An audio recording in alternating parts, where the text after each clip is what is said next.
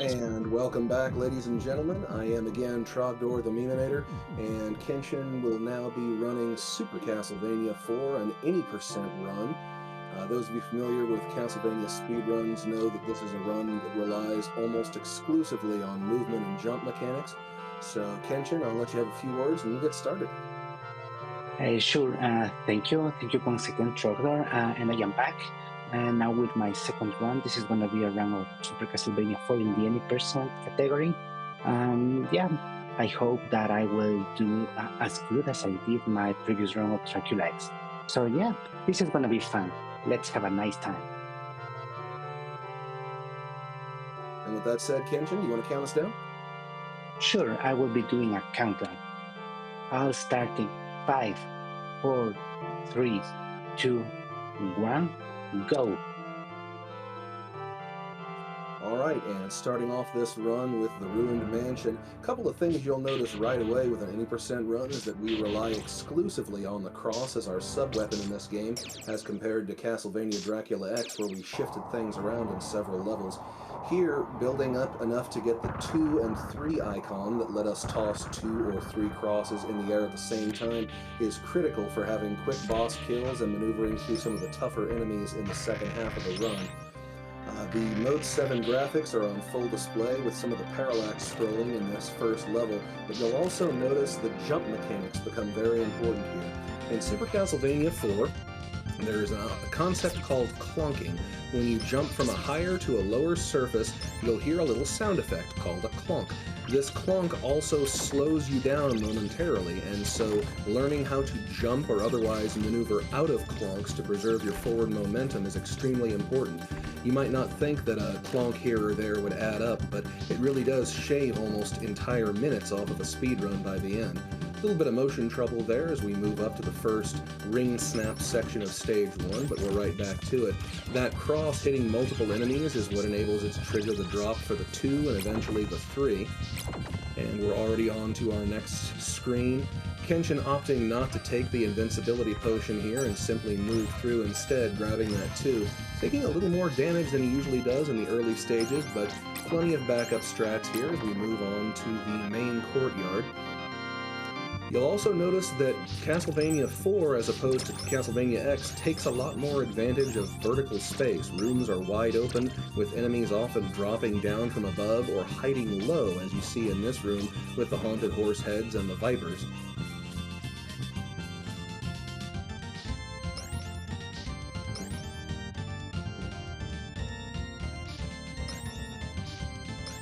Moving up into the stables, we have the first appearance of our favorite Medusa heads, which in this game seems somehow more insubstantial.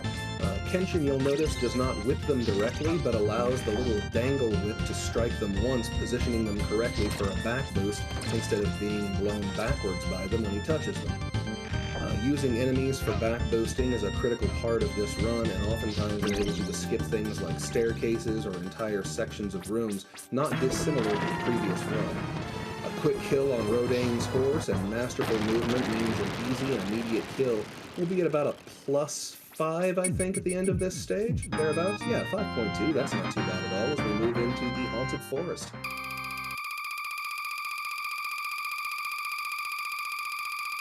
Also, nice Triforce, Kenshin.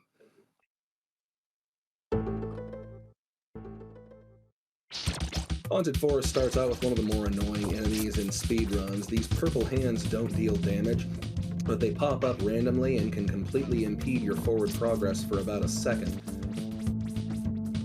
We much prefer the second stretch of ground like that, where it's just the annoying little zombies running through instead.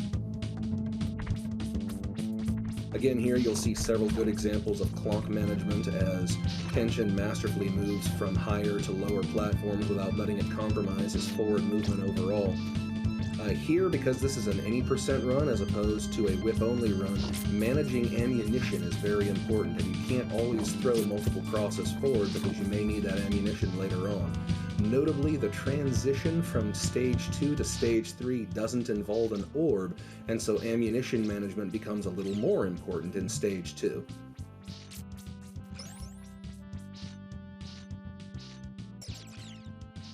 You may be asking, why is Kenshin doing all these unnecessary diagonal upward whips? A lot of times these are used as buffers to set up other inputs, either for getting out of clonks or for managing and memorizing where you are on a particular line.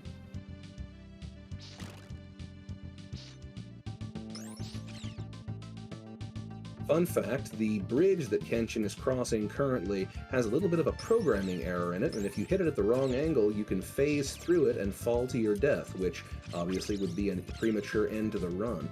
Most runners, therefore, will not jump across the bridge, but just walk across it. Blink and you'll miss it, it's Medusa. Hi, Medusa. Bye, Medusa.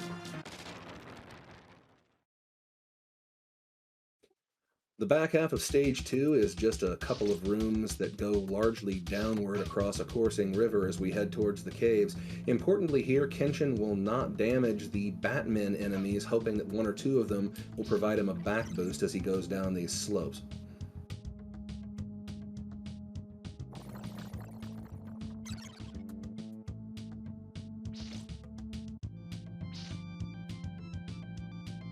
I see we had some double game audio there for a minute. Thank you very much for fixing that, Mods. We appreciate you very much.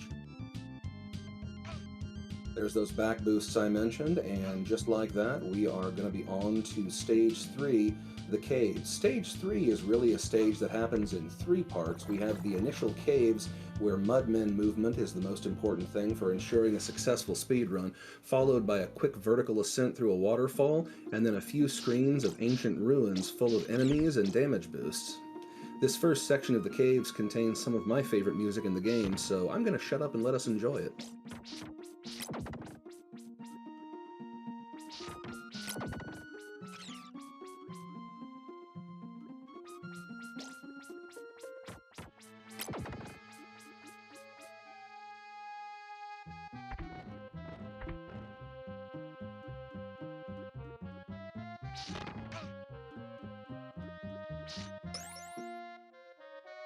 Popping in here to note that that was really an ideal Mudman section there, Kenshin getting the exact damage boost he wanted.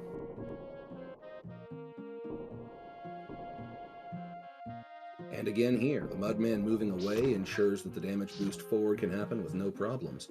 We're onto the waterfall, which is one of my favorite sections to watch speedrunners do. I tried for hours and hours to learn how to do maneuvering in this section, and I just couldn't make it happen. Kenshin handling a couple of ring snaps and a damage boost with no problems. Here we're going to early summon a ring above by taking a deliberate hit there so we can quickly climb up, and then do a from the top ring snap that lets us jump up high and skip that section. Beautifully done in one take, Kenshin.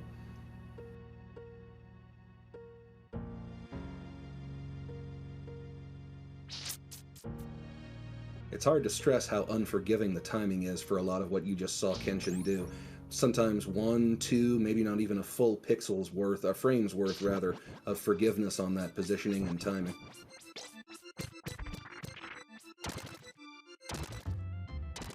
We take an intentional damage boost here to skip the bottom right corner of this screen, and we are now on to a very needed piece of meat as we kill the white dragon with precise whip and cross placement, moving on to the fishman section.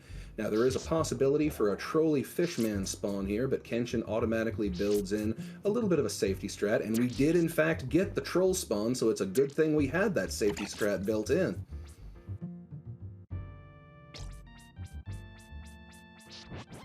Jumping up to get that amulet instead of falling onto it preserves probably about half a second's worth of movement. Just a little bit of an expert touch that Kenshin's developed over the years. Kenshin doing a little bit of ammunition management here to shave time off the end of that section as we miss the upper jump but still get the backup strat with no problem. 2 skeletons later, we will be ready to face the Orphic Vipers. This is probably one of my favorite boss fights in the game. If he gets the cross placement just right, it'll be over in a flash because you can hit both heads at the same time.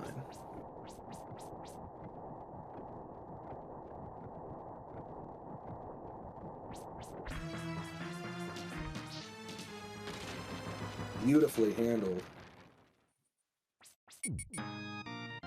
Alright, and this has really been an excellent run so far. We are already on to Stage 4, The Stage 4 tower will have two bosses back to back. We're going to have Licks You Up, or as it's spelled backwards in the game, Puexil, followed by Ton A Rock, or spelled backwards in the game, Coronaut. This stage also famous for having two of the better Mode 7 rooms, in my opinion, in all of Super Nintendo.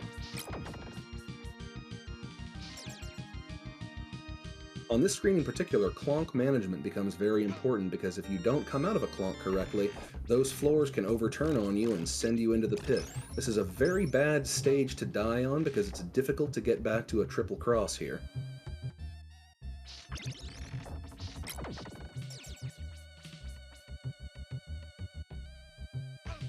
A couple of carefully placed damage back boosts here, and we are onto a Puexil fight. Kenshin choosing the harder but faster strat of standing in the middle and precise cross throws beautifully, makes it through only taking damage a single time. And here's that first Mode 7 room. Marvel at the graphical capabilities of 1992.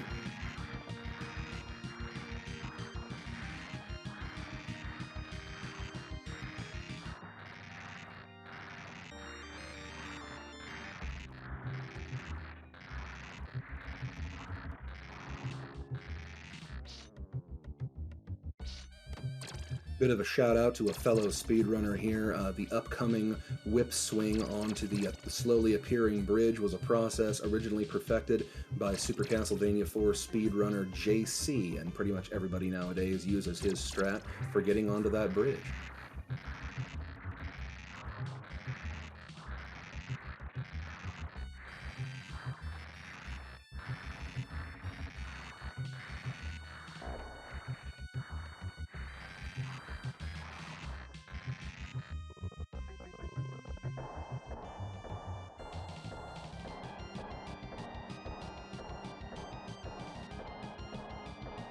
And here's our other Mode 7 room. Turn your head if you have motion sickness. You'll notice the skeletons drop down only when the wiggling pink sarcophagi are placed directly above their spawn point on time. Kenshin taking one hit there, but no problems. There's an invincibility potion. And we'll quickly get some meat to restore the lost health as we move... Ooh, that was a close one.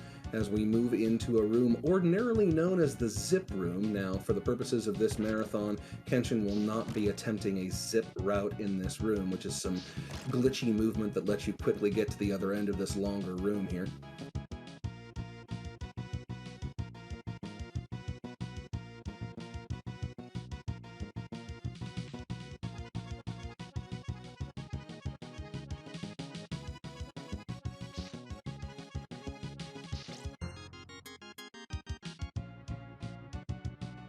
A little bit of hurry up and wait here as we move through the two elevator stone sections. We now come to some instant death crushers, and as we pass those and a quickly moving up-scrolling section, we'll be about ready to face the second boss of Stage 4, Coronaut.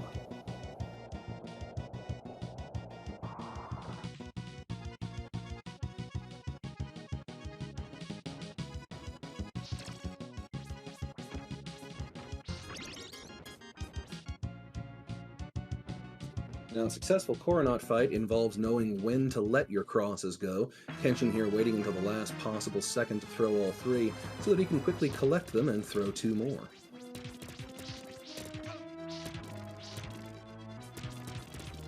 That was a really excellent, clean Coronaut fight, and we might just get the early orb here. Oh, just missing the early orb, that's okay. Still a really excellent Stage 4 all the way around as we head into our breather level, Stage 5, the Castle Court.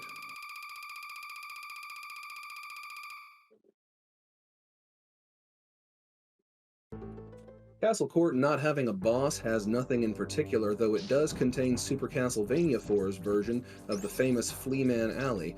Here, the Fleamen are being substituted in by what appear to be rabid rabbits.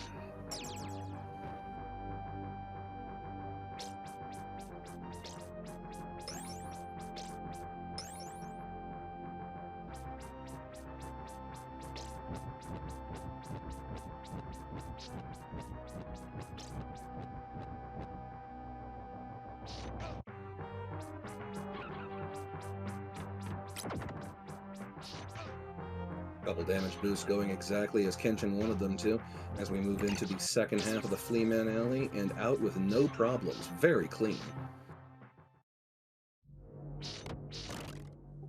Couple brief skeleton encounters, and Kenshin has to make sure he watches his health here as we move to the entrance to Dracula's castle. A last-minute meet will preserve us from any random bat strikes. And that was actually a really cleanly done stage 5. We're going to save several seconds here off the timer.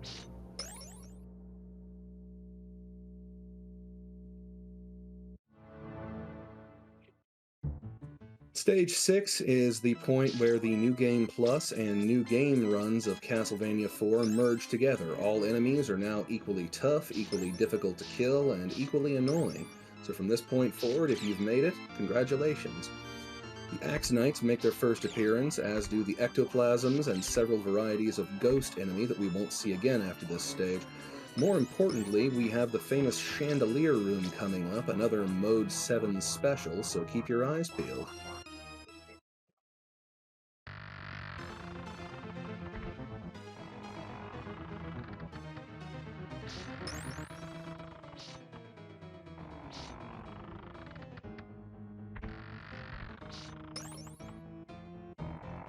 Kenshin choosing a slightly safer movement strategy through this room that'll result in what we call a 4 cycle, much safer for charity runs and marathon runs in general.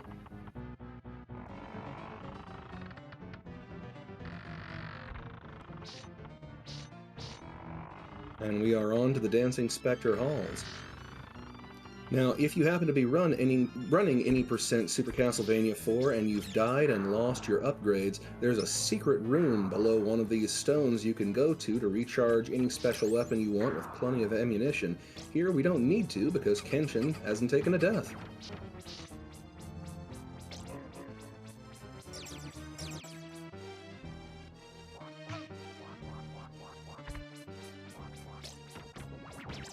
For those of you that remember what CRT TVs were like back in the 90s, they really didn't like the little rainbow flash of light that happened when that ectoplasm ghost enemy gets killed.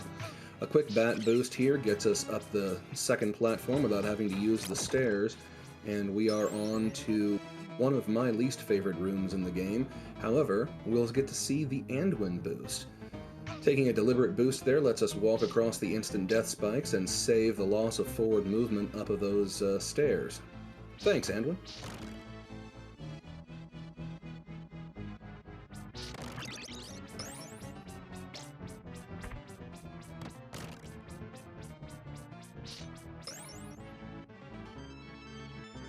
Skeleton hallway now.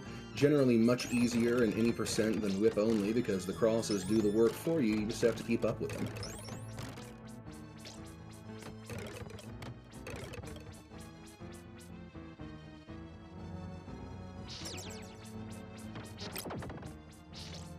Careful movement here lets Kenshin move through these ghost hands without actually interacting with them. They don't deal damage, but they do hold you in place, which is sort of anathema to a speedrun. The coffin boost is handled differently, I think, by most speedrunners. Kenshin choosing to take a single back boost is usually what he'll go for here. Preserving health is important in this hallway because towards the right half of it, these dancing specters come in and they can absolutely ruin your run if they choose to spawn in an inconvenient spot.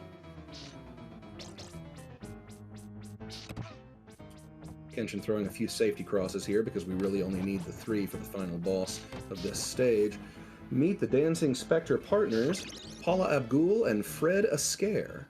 Say hi, and say bye. That's the fight.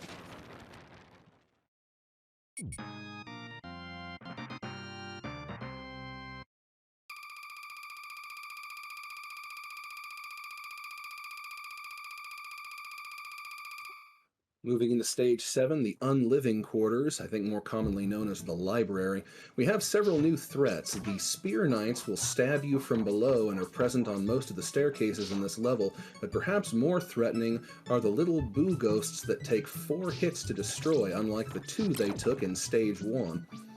They seem to appear in the exact spots needed to absolutely ruin your forward movement if you don't know they're coming.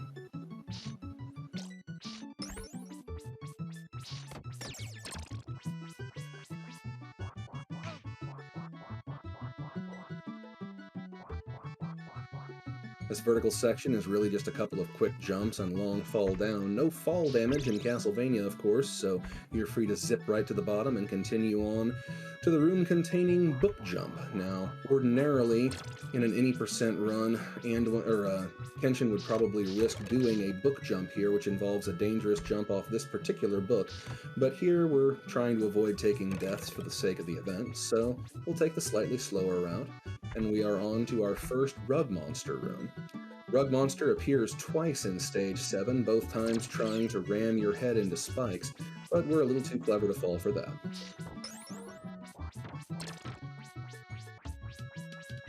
And there's the first Rug Monster.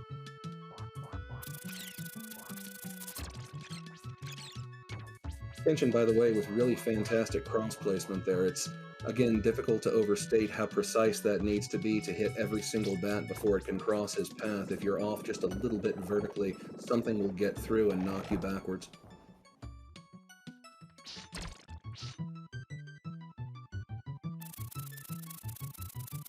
And there goes our second Rug Monster.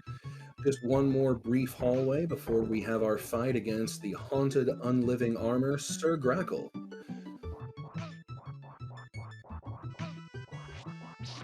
Couple excellent damage boosts and we're through. The Grackle fight can take a little longer depending on what he chooses to do with his axes. He can either toss them forward or slam them into the ground. Here he tossed forward, which is what we wanted, and oh my goodness, that was the fastest possible Grackle kill.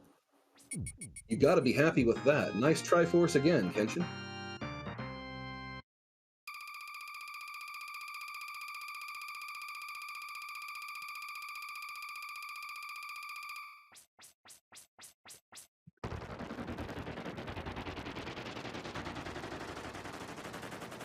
Sharp-eyed viewers might note in this stage we have proof positive that Kenshin is playing the Japanese version of Super Castlevania 4 rather than the American version, because our blood is in fact red-colored as opposed to the green-colored slime the US censors insisted on in 1992.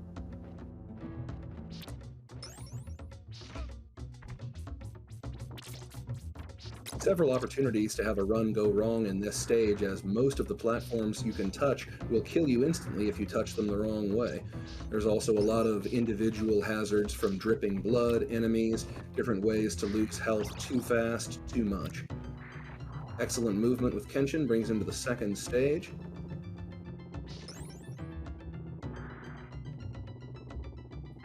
Again here, very unforgiving jump, but Kenshin makes it no problem as we clonk manage our way past the spikes and touch an amulet to bypass the white dragon.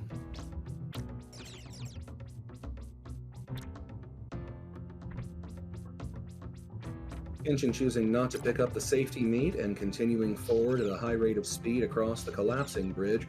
That bridge also your option to gain across if you happen to take a death early in Stage 8. Our second fast-moving vertical section, but this time with a couple of instant kill blocks moving back and forth, very quickly moved through, and we'll have a deliberate damage boost here. There it is.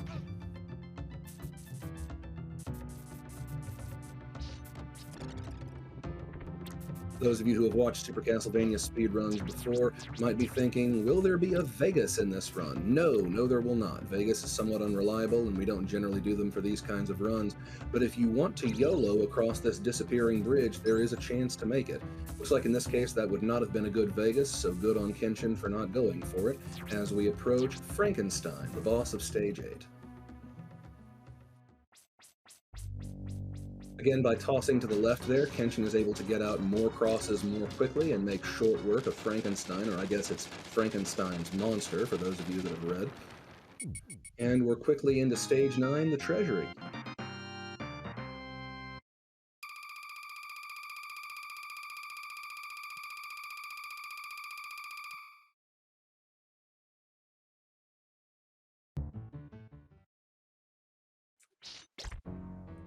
Treasury, again, in my opinion, containing absolutely banger music. I'll largely be quiet and let us listen to it, but a couple of things to note from the start. This level contains dissolving floors in the second, third, and fourth rooms, which can lead to instant death if movement isn't carefully managed. Having crosses here makes it a lot easier than a width-only run for this particular level.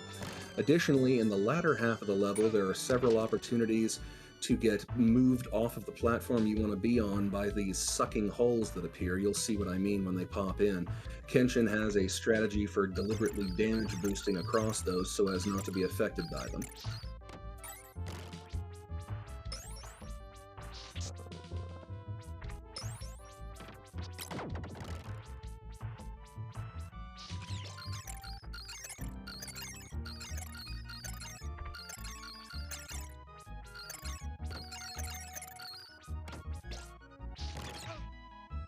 Kenshin taking a hit, but not taking a death, and that's the important part as we move to the first checkpoint of Stage 9.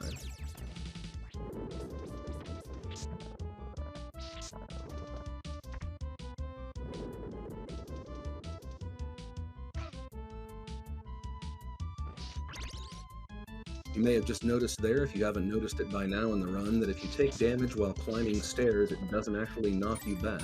Kenshin taking advantage of this a few times in this stage, and he'll do it again on Stage B at the end of our run.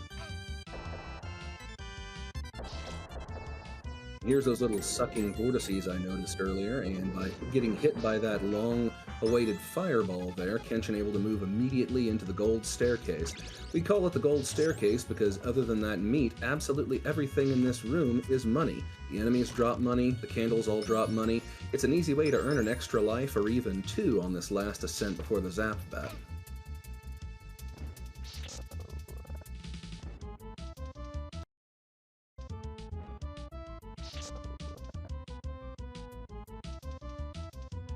Excellent movement as we approach the Zap Bat. Now, Zap Bat boss management, very important here.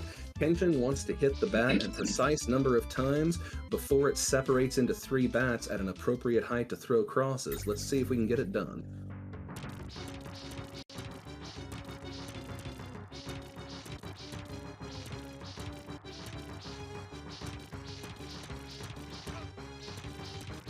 A little high there, but not so high that they won't come down into the path of the crosses anyway. And a quick dispatch of all 3 batlings means we're on to Stage A, the Clock Tower.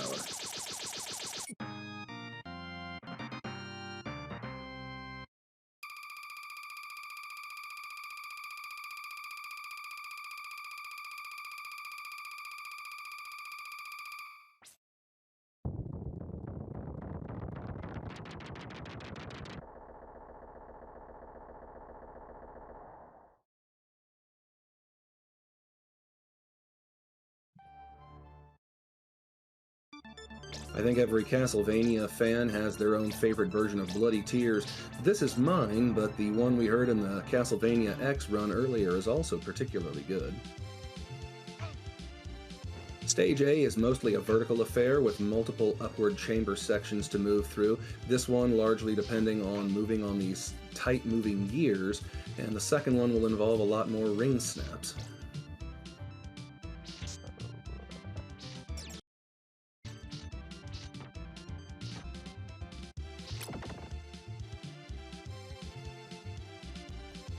Kenshin hoping for some pretty precise movement in this particular room so that he can attach to an early ring snap and get a quick cross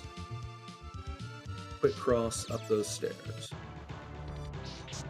And he does indeed get the double ring snap, and up the stairs we go.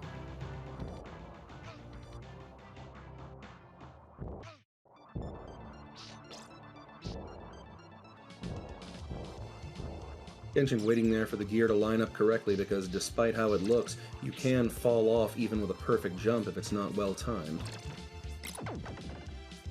Not able to damage boost through the snake for this first jump, Kenshin takes a slightly slower route up.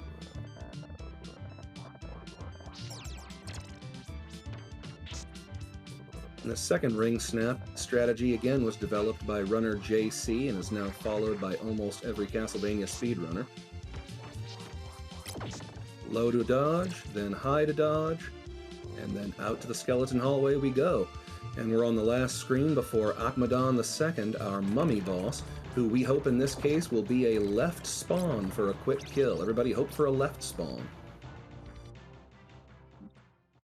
And we didn't. We got the middle spawn. That's still not as bad.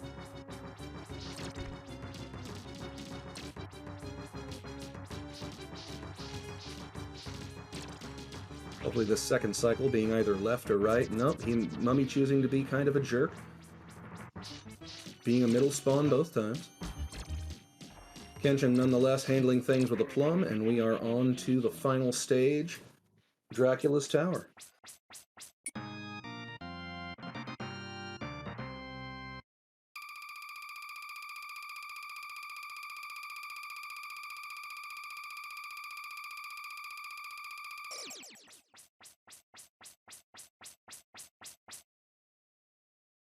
Again, basically everybody will have their favorite version of Vampire Killer. I think my favorite is probably from Castlevania 3, but this is a really interesting take on the music theme. The collapsing bridge here leads to massive frame losses and slowdowns, so you'll see Kenshin periodically whip away a large amount of the bats behind him to avoid them.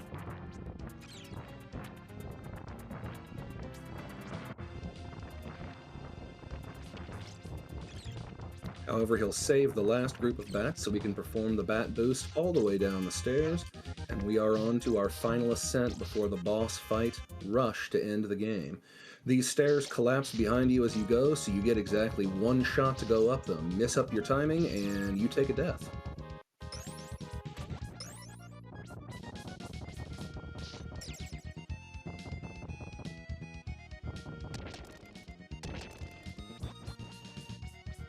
Kenshin ensuring he has maximum ammunition as he climbs the tower, because we have not one, not two, not three, but 4 bosses to get through before touching that final orb.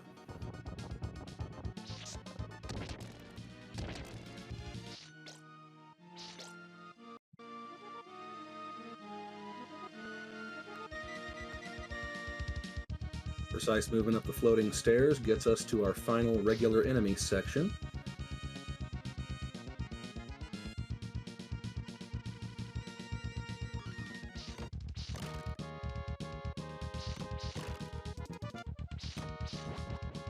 And yeah, those Dullahans never stood a chance. Alright, one final platforming section lies between Kenshin and the Room of Close Associates, where we will first fight the undead pterodactyl, Slogra. In any percent, the Slogra fight is significantly more complicated than whip only. Precise cross placement is necessary to ensure that Slogra takes maximum damage during each of his vulnerable phases, because he'll take all the damage he could take as soon as he's touched by something. A little bit of movement misstep there, but Kenshin quickly compensates. Boy, that was a clean Slogra fight. Well done, Kenshin. That's a good one.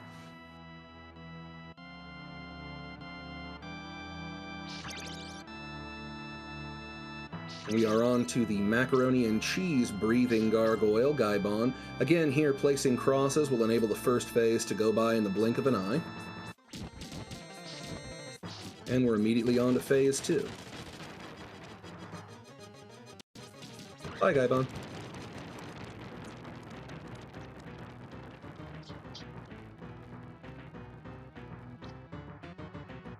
The death fight will require precise cross placement, but Kenshin will use a bit of a buffer cross here right at the start of the fight to know when to throw the remaining crosses.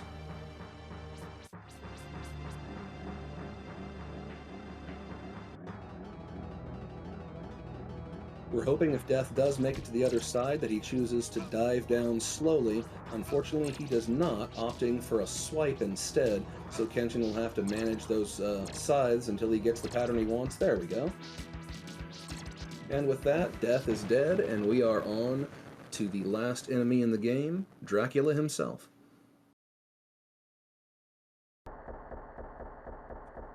Some speedrunners will choose to take a death here and recharge using the super secret recharge station at the bottom left of this next iconic staircase room. Kenshin, however, will just move forward with the health he's got. First phase of the Dracula fight, we hope for teleports more towards the middle of the room and to avoid the troll ports out to the extreme edges. Ideal movement is 3 cross hits and 2 whip hits per teleport.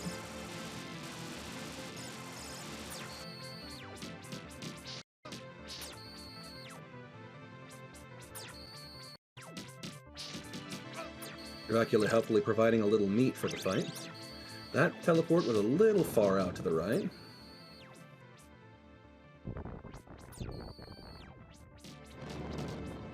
Kenshin actually getting some pretty good damage in on these spawns. Right, and starting phase 2 with only 4 hits means Kenshin could make this just 2 more spawns in to finish. Let's be ready to hit that timer when we touch the final orb. And everybody get your GGs ready in chat. It is going to be just 1 more spawn in. And GG, well done, KenshinTrek. That is going to be a sub 35. Excellent any percent run for Super Castlevania 4.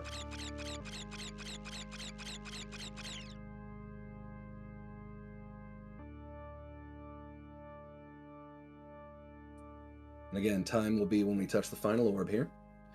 I have been Trogdor the Memenator. This is KenshinTrek, your champion for the evening, and thank you very much. Kenshin, take it away. Hello. Thank you, Trogdor, for the nice commentary. I really enjoyed your commentary throughout the game. It was really nice. Thanks a lot. Yeah, this was a really nice game. I really enjoyed it. It was deathless. It is a 34-minute run. This is pretty much the best possible outcome that I can do nowadays. Yeah, nice run. The RNG cooperated. I don't think that I did any major mistake in here. I took things kinda safely in several places, but that was a conscious decision of mine, and I think that it paid off. I am really satisfied with this run, and that would be all my participation for this evening. Before I go, I would like to